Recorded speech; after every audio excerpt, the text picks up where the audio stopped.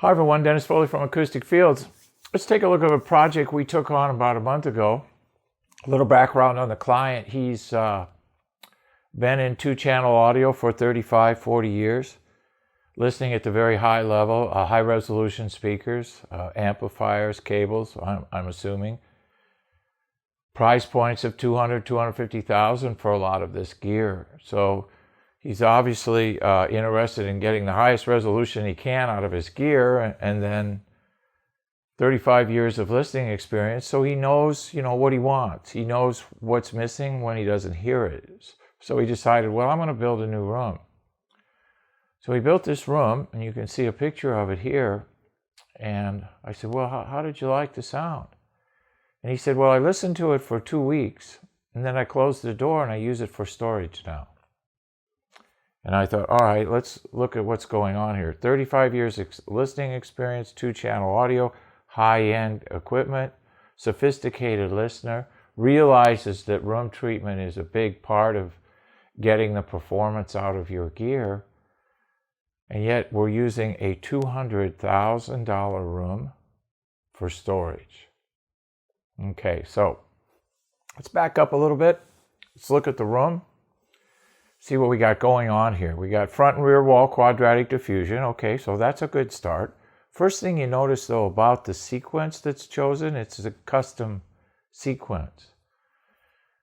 I've had experience with these custom sequence designs, and you have to be very, very careful with them because they're good in certain frequency ranges with certain music genres and type, but not good in others. So we tend to stay away from the custom approaches unless it's a real specific situation. We're doing a control room now for a very famous artist, and we want to have the control room to reflect the artist's vocal quality. So the diffusion sequence we're putting on the back wall is going to be more tailored to the vocal range of the artist that's going to be using the control room. So that's a specialized situation, but two-channel listening, I think it's a better idea to stay away from all that custom stuff and just stay with standard prime number quadratic diffusion. It's predictable, it's consistent, you don't have to worry about, crazy results across different music genres. So that's the first issue that I noticed. And then let's gravitate to the sidewalls, and we see two things going on there. We see hemispherical absorption, where, angle of incidence equals angle of refraction. The angle it comes in at, it goes out at. It's not a diffusion technology. It's a sound redistribution technology. The last thing we want on sidewalls, where we have to manage that primary, secondary, and tertiary reflection, is a sound redirection device. We want a predictable and consistent surface area. Now we have two options, diffusion or absorption, but we all know I like to use absorption on the sidewalls, especially when we're trying to manage the time signature of these reflections in a small room. If you use a predictable rate and level of absorption on the sidewall, you get real tight center image, wide sound stage, separation between the instruments, depth and height. You can get all that, With diffusion, you can get all that too. It's just a little bit more difficult in a smaller room. There's places for diffusion to make the room sound a little bit bigger, and we'll talk about those shortly.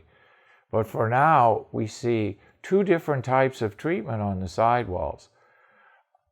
I gotta believe that's gotta cause a lot of phase issues, and the client did mention this to us. He says the center, we couldn't get a good image out of the room. Well, I think that's because we're using two different technologies on the sidewalls, absorption and diffusion. So we want to be real careful there. Stay consistent on whatever approach you use. Try absorption first. It's much more cost effective, it's much more predictable and consistent, and you'll get good results. Use predictable rates and levels of absorption, though. Use rates and levels that are conducive for music and voice, not noise. A lot of this stuff out there is for noise. Let's absorb as much as we can per square foot. That's not what you do for music and voice. Once you do that for music and voice, parts of the music and voice are lost, gone forever. Energy transformation.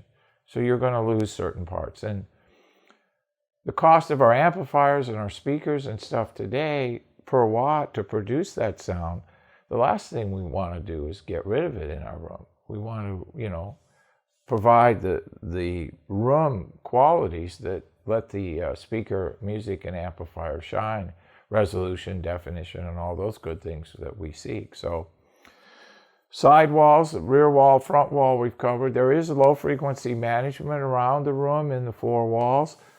Was diaphragmatic absorption, so they had a good idea, good start, but the problem is the diaphragmatic absorbers around the room were 5, 6, 7 inches deep, and you're just not going to get enough horsepower with those cabinet depths. Believe me, I know. I've tested diaphragmatic absorber for 14 years.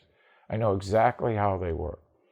And also what was lacking was the internal fill material. They were empty cavities. They were empty boxes.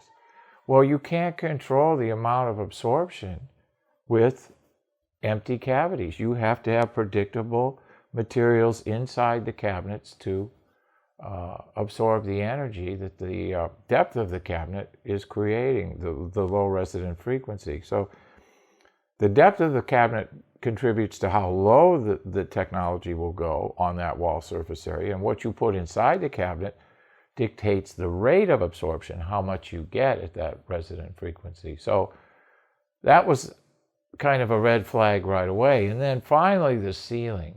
It's a series of Helmholtz resonators that are 4 and 5 inches deep. Now I get the need to absorb low frequency energy on the ceiling, but having a series of pipes or tubes, if you will, which cause all kinds of energy distribution patterns. It's not a true diffusion, because we know from past videos that true diffusion must satisfy 5 very rigid criteria in a small room, and this will just not do it.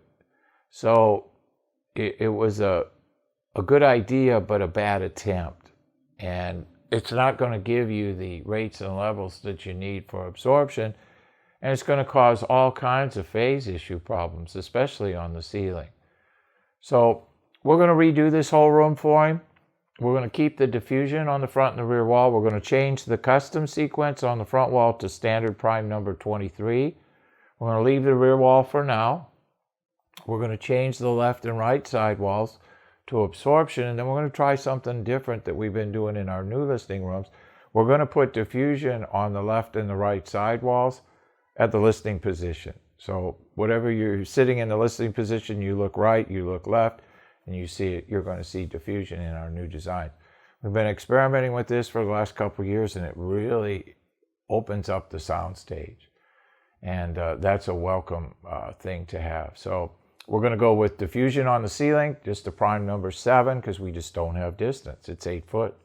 So we don't have the distance for a higher prime number for the lower waveforms to fully form. So those are going to be our solutions to the problem. We're adding lots of low frequency absorption, obviously, to the room. And we're doing it with our modular system, our new modular system, where you actually build the walls with 2 foot by 2 foot modules. So here's the problem. Client doesn't like the sound of the room after spending $200K. We're going to come in and fix it for him, spend a lot less, and then we'll do a follow-up video on what the client thinks of the change and photos and everything like we usually do. So fun project, a little bit sad in a way, that you spent so much money and you weren't happy. But like we do with all our rooms, we guarantee the results. If you're not happy, we give you your money back, pick the product up, and everybody goes on their way. But we've never even had in 14 years anything like that happen. We haven't even had a piece of foam returned in 14 years. So it's going to be a great project. Stay tuned for the follow-up video and pics, and we'll be launching that shortly. Thank you. Thank you for watching this video, and if you liked it, please give us a thumbs up. We also have a newsletter that you can subscribe to, so please do that because we offer special price discounts to only those on our newsletter.